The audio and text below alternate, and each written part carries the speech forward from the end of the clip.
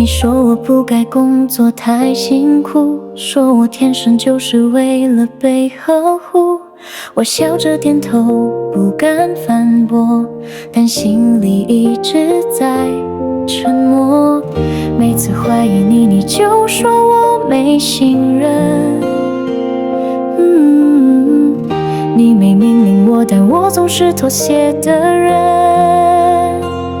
你偷走了我的声音，用温柔让我闭上眼睛。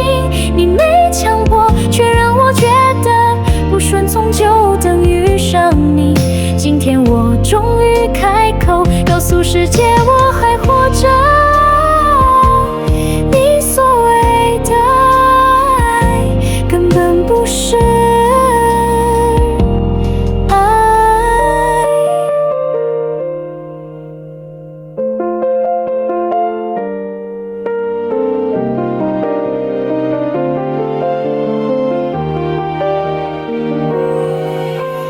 朋友说你骗了太多人，我不信，因为你看起来太认真。直到我也听到那句只有你懂我，原来谁都听过。